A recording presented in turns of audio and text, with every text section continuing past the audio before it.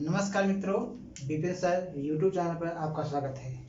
पिछली कक्षाओं में हमने सीखा था शिक्षण विधियों के बारे में, शिक्षण कौशल के बारे में, शिक्षण सूत्र के बारे में। अब हम सीखेंगे शिक्षण के सिद्धांत के बारे में। शिक्षण के सिद्धांत के बारे में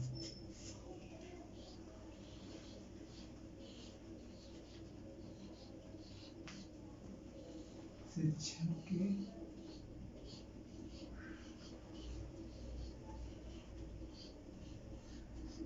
सिद्धांत के बारे में। शिक्षण के सिद्धांत, पहले हम जानते हैं सिद्धांत होता क्या है। सिद्धांत किसी भी लक्ष्य को पाने के लिए कुछ उद्देश्य होते हैं, कुछ क्रियाएं करनी पड़ती है ना, जिसके माध्यम से हम उस लक्ष्य तक पहुंचते हैं। एक प्रकार से ही क्या है मित्रों, सिद्धांत है। तो उससे हम बात कर रहे हैं शिक्षण में। शिक्षण के भी कुछ सिद्धांत होते हैं ना, कि शिक्षण को कैसे हम प्रभावी बना सकते हैं, शिक्षण को कैसे हम बच्चों में रुचि पैदा कर सकते हैं शिक्षण के माध्यम से ना। तो इन्हीं सब शिक्षण के सिद्धांतों के बारे में हम चर्चा करेंगे, जिसमें से पहला मित्रों सिद्धांत है उद्देश्य निर्धारण का सिद्धांत। पहला क्या है मित्रों, उद्देश्य निर्धारण का सिद्धांत। उद्देश्य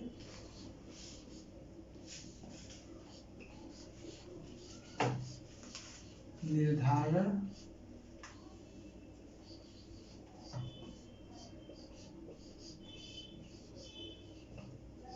का सिद्धांत। पहला क्या है मित्रों, उद्देश्य निर्धारण का सिद्धांत। जैसा कि आपको शब्द से ही स्पष्ट हो रहा होगा कि उद्देश्य निर्धारण का सिद्धांत मतलब इस सिद्धांत के माध्यम से बच्चों में जो हम शिक्षा प्रदान करते हैं उसमें हमारा क्या उद्देश्य होता है, उसी का समावेश किया गया है मित्रों ना। इस सिद्धांत के माध्यम से कि बच्चों को हम क्या देना चाहते हैं, बच्चों को क्या देना चाहते हैं, उसको हम किस तरीके से दे सकते हैं, एक उद्देश्य बना कर देते हैं ना, एक उद्देश्य निर्धारित करते हैं। इसे हम किस सिद्धांत के नाम से जानते हैं मित्रों, उद्देश्य निर्धारण का सिद्धांत ना। इसके बाद मित्रों आपका दूसरा है चयन का सिद्धांत। दूसरा है मित्रों चयन का सिद्धांत। चयन का सिद्धांत। चयन का सिद्धांत, जैसा कि आपको सबसे ही स्पष्ट हो रहा होगा कि चयन हम शिक्षण कर रहे हैं, शिक्षण कर रहे हैं, शिक्षण कार्य कर रहे हैं। शिक्षण में हम विषयों का चयन बालक की रुचि के अनुसार, बालक की आयु के अनुसार हम करते हैं कि बालक किस अवस्था में है, वह कितना समझ सकता है, कितना सोच सकता है, उसका चयन उसके विषय के अनुसार हम उसके आयु के अनुसार, उसके अवस्था के अनुसार करते हैं, ताकि बच्चा उस विषय में रुचि ले ना। तो यही क्या कहते हैं मित्रों, यही मित्रों क्या है, चयन का सिद्धांत। यह बहुत महत्वपूर्ण सिद्धांत मित्रों, क्योंकि अगर बच्चे को आप शिक्षण कार्य दे रहे हैं, बच्चा रुचि नहीं ले रहा है तो क्या मतलब है। तो आपको एक अच्छा मतलब उसके आयु के अनुसार, उसकी अवस्था के अनुसार विषय का चयन करना चाहिए, ताकि बच्चा उस विषय में रुचि ले। तो मित्रों इसके बाद अगला है आपका नंबर 3 है, नंबर 3 है मित्रों व्यक्तिक भिन्नता का सिद्धांत। व्यक्तिक नंबर 3 है व्यक्तिक भिन्नता का सिद्धांत। व्यक्तिक भिन्नता का सिद्धांत। व्यक्तिक भिन्नता का सिद्धांत, इस सिद्धांत में मित्रों, इस सिद्धांत में जैसा कि आप जानते हैं कि बच्चे अनेक व्यक्तिक भिन्नताएं लिए होते हैं, जैसे शारीरिक, मानसिक, बौद्धिक, संवेगात्मक, अनेक प्रकार की भिन्नताएं लिए होते हैं।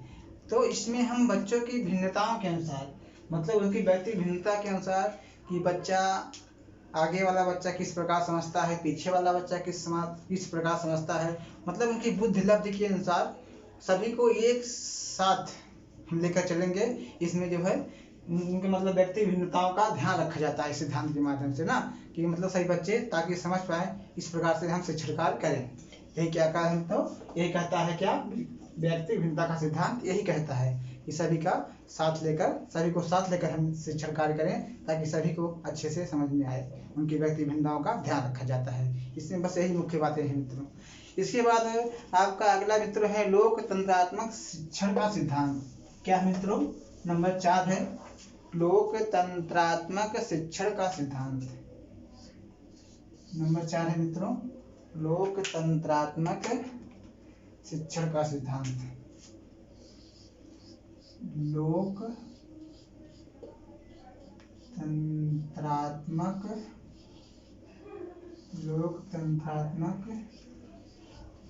शिक्षण का सिद्धांत।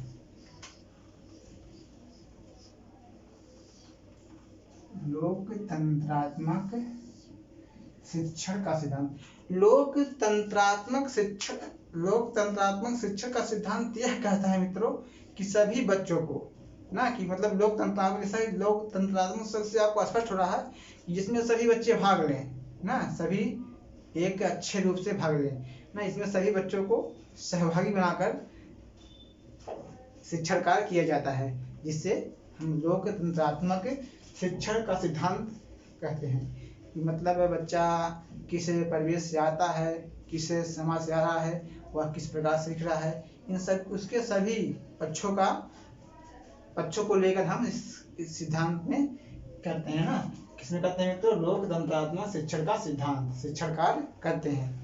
इसके बाद मित्रों आपका अगला है क्रियाशीलता का सिद्धांत। नंबर 4 है मित्रों क्रियाशीलता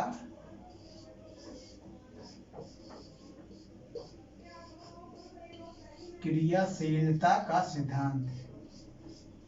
क्रियाशीलता का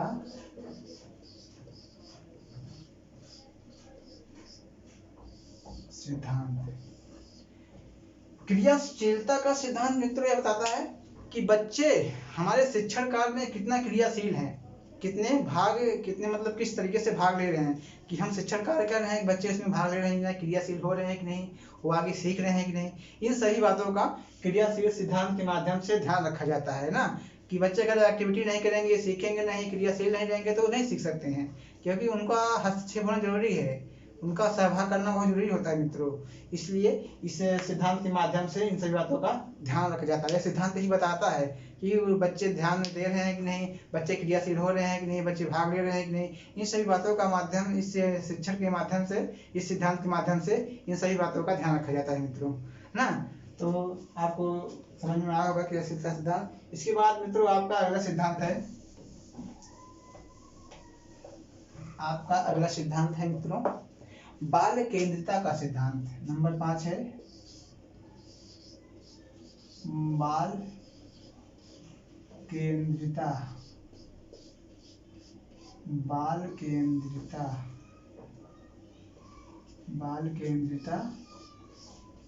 का सिद्धांत। बाल केंद्रिता का सिद्धांत।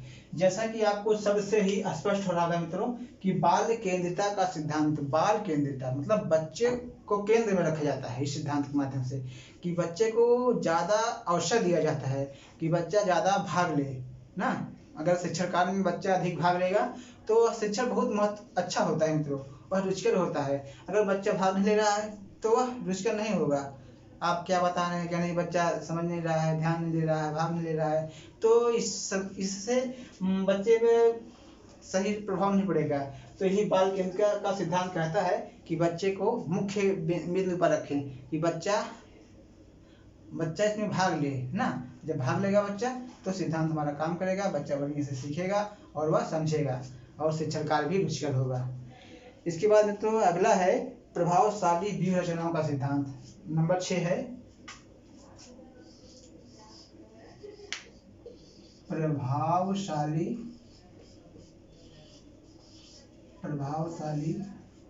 व्यूह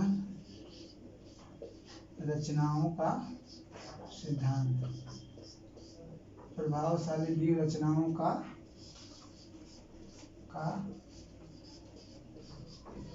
सिद्धांत।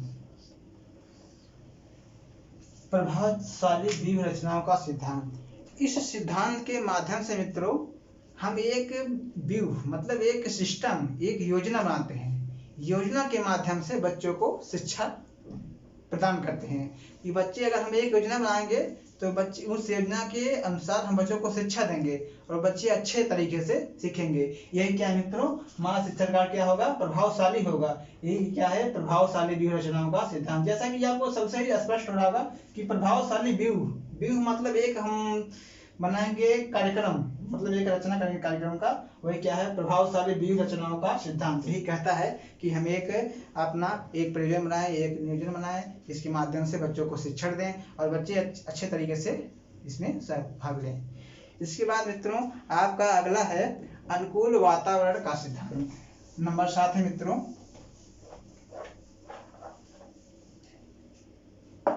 अनुकूल वातावरण का सिद्धांत। अनुकूल वातावरण का सिद्धांत। अनुकूल वातावरण का सिद्धांत। शिक्षण कार्य के लिए वातावरण का अनुकूल होना बहुत ही महत्वपूर्ण होता है। अगर वातावरण सही नहीं होगा तो शिक्षण कार्य कभी भी सही हो नहीं सकता, क्योंकि शिक्षण कार्य एक शांत वातावरण में, अच्छे वातावरण में ही करना चाहिए। शिक्षण कार्य जो है एकदम ऐसे माहौल में होना चाहिए कि माहौल एकदम शिक्षण कार्य के लिए उचित हो, ना शोरगुल ना हो, उसके आसपास कोई मतलब डिस्टर्ब करने वाला कुछ ना हो ना मित्रों। ऐसे ही कार्य पर शिक्षण कार्य करना चाहिए। यही क्या कहता है हमारा अनुकूल वातावरण का सिद्धांत। मतलब शिक्षण कार्य बच्चों को ऐसे स्थान पर करना चाहिए जहाँ शिक्षण करने के लिए अनुकूल दशाएं सभी प्रकार से उपलब्ध हों, उसी जगह पर हमें शिक्षण कार्य करना चाहिए एकदम शांत वातावरण में मित्रों। यही क्या कहता है हमारा अनुकूल वातावरण का सिद्धांत। क्योंकि अगर वातावरण अनुकूल नहीं होगा तो सिद्धांत मतलब शिक्षण कार्य सही नहीं हो सकता है। यही हमारा क्या कहता है, शिक्षा अनुकूल वातावरण का सिद्धांत यही हमारा बताता है ना मित्रों। इसके बाद हम अगले पर चलते हैं पुनरावृत्ति का सिद्धांत। नंबर 8 है पुनरावृत्ति का सिद्धांत।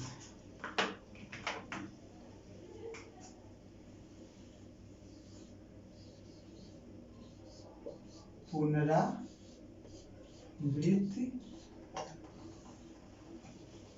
का सिद्धांत। पुनरावृत्ति का शिक्षण कार्य में मित्रों पुनरावृत्ति का सिद्धांत बहुत ही महत्वपूर्ण भूमिका निभाता है। शिक्षण कार्य में हमने जो बच्चों को पढ़ाया है उसको बच्चों के दिमाग में अस्थायी बनाने के लिए जो मुख्य बिंदु होते हैं उनका हम पुनरावृत्ति, उनको हम दोहराते हैं ताकि बच्चे अच्छी तरह से मित्रों सीख सके ना। अगर हम बच्चों को एक बार जो पढ़ाए हैं उसे दोहरा देंगे तो बच्चे उसके बारे में सोचेंगे और उनके मन में अस्थायी रूप से बैठ जाएगा। जब बच्चों के मन में अस्थायी रूप से बैठ जाएगा तो बच्चे समझेंगे इसके बारे में, फिर सोचेंगे और वह शिक्षण कार्य में भाग लेंगे। यही मित्रों क्या कहता है पुनरावृत्ति का सिद्धांत। मतलब आपने जो पढ़ाया है उसे एक बार दोबारा पढ़ाइए, दोबारा समझाइए बच्चों को, ताकि वह बच्चों के मस्तिष्क में अस्थायी रूप से बैठ जाए। यही हमारा क्या कहता है मित्रों पुनरावृत्ति का सिद्धांत। इसके बाद है मित्रों तो मित्रों हमने अब तक सीखा सामान्य सिद्धांत के बारे में, अब सीखेंगे हम मनोवैज्ञानिक सिद्धांत के बारे में। किसके बारे में मित्रों, मनोवैज्ञानिक सिद्धांत। मनोवैज्ञानिक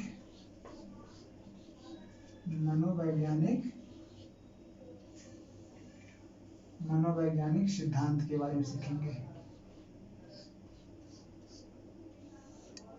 मनोवैज्ञानिक सिद्धांत मतलब इसमें इसको मनोवैज्ञानिकों ने दिया है, उन सिद्धांतों के बारे में हम सीखेंगे। जिसमें नंबर 1 है रुचि एवं अभिप्रेरणा का सिद्धांत।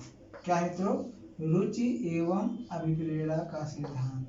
रुचि एवं अभिप्रेरणा, रुचि एवं अभिप्रेरणा का सिद्धांत। रुचि एवं अभिप्रेरणा का सिद्धांत। रुचि एवं अभिप्रेरणा का सिद्धांत। इस सिद्धांत से मनोवैज्ञानिक कहते हैं इस बारे में कि बच्चा जिस विषय में रुचि ले रहा है आप उसी विषय को पढ़ाइए ना। बच्चा जिन विषयों को में रुचि ले रहा है, जिसमें उसकी इच्छा हो रही है, जिसके में वो पहल कर रहा है, उसी विषय को पढ़ाइए ना, ताकि बच्चे उसे अच्छी तरह से सीख सकें और अभिप्रेरित हो सकें। यही क्या कहता है मित्रों हमारा रुचि एवं अभिप्रेरणा का सिद्धांत। मतलब बच्चों की रुचि के अनुसार आप शिक्षण कार्य कीजिए। उसके बाद तो दूसरा है तत्परता का सिद्धांत। नंबर 2 है तत्परता। तत्परता का सिद्धांत। तत्परता का सिद्धांत।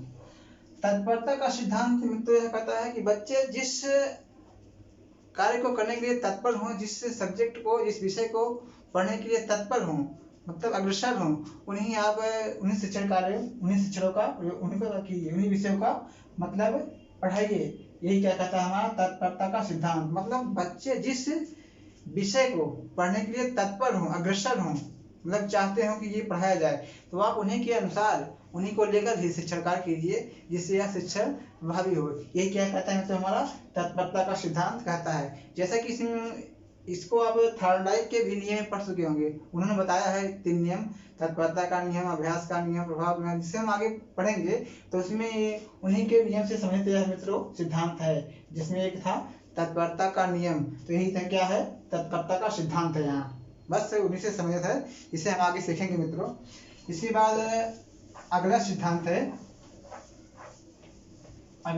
है मित्रों विश्राम एवं मनोरंजन का सिद्धांत। नंबर 3 है विश्राम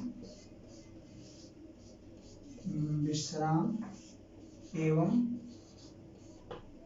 मनोरंजन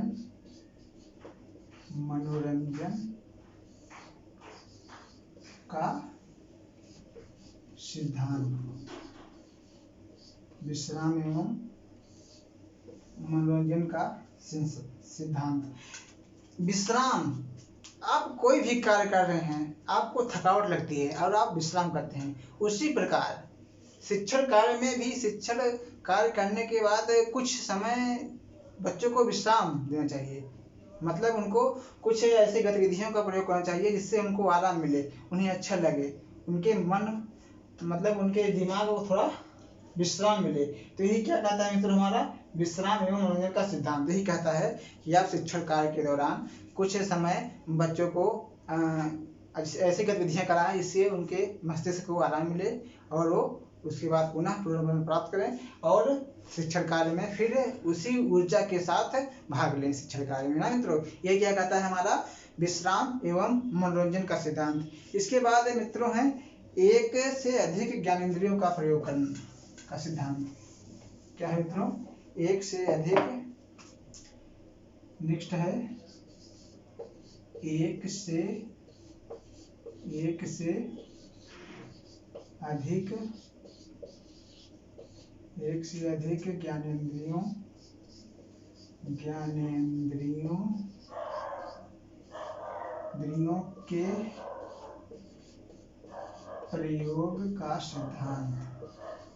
के प्रयोग का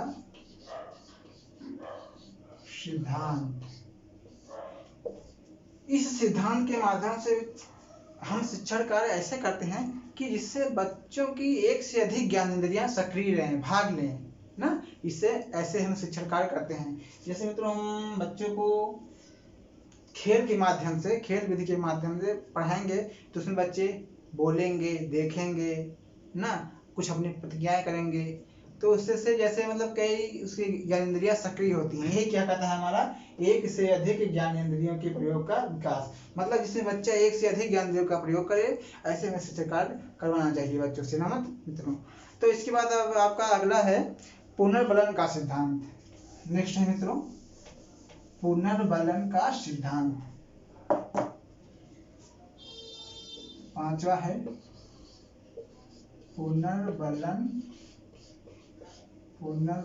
का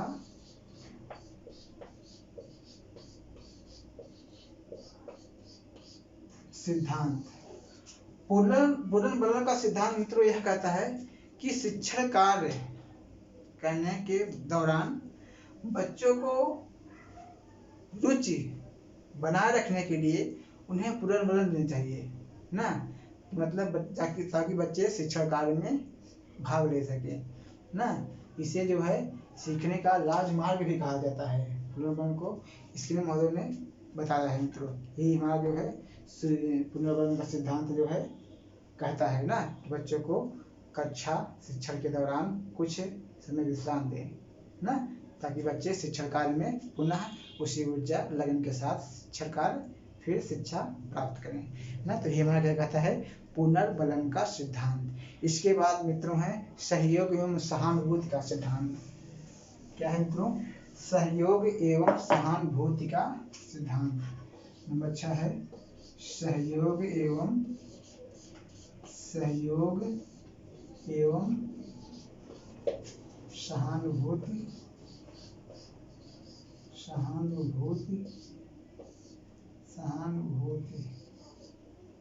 सहानुभूति का सिद्धांत। सहयोग एवं सहानुभूति का सिद्धांत, यह सिद्धांत यह बताता है कि हमें बच्चों को ऐसी शिक्षा प्रदान करनी चाहिए ताकि वो एक दूसरे के सहयोग करें और एक दूसरे के प्रति सहानुभूति भी प्राप्त करें। यह सिद्धांत यही बताता है कि अगर हम बच्चों को ऐसी शिक्षा ना दें कि बच्चे एक दूसरे का सहायता ना करें तो हमारी शिक्षा देने का कोई मतलब नहीं रहता है मित्रों ना। तो हमें बच्चों में नैतिक भावनाओं का विकास करना चाहिए ताकि वह अपने से बड़ों का छोटों का सबका सहयोग करें और सहानुभूति बनाएं। यह बहुत ही महत्वपूर्ण है मित्रों, यह बहुत ही महत्वपूर्ण सिद्धांत है ना। क्या है? सहयोग एवं सहानुभूति का सिद्धांत यही बताता है कि एक दूसरे का सहयोग करें और सहानुभूति करें कि हमें ऐसे भी शिक्षण ऐसे भी नैतिक बातों का बच्चों को बताना चाहिए है ना, ताकि एक दूसरे का सहयोग करें। ये हमारा क्या कहता है सहयोग एवं सहानुभूति का सिद्धांत। तो मित्रों आज के लिए बस इतना ही। नमस्कार।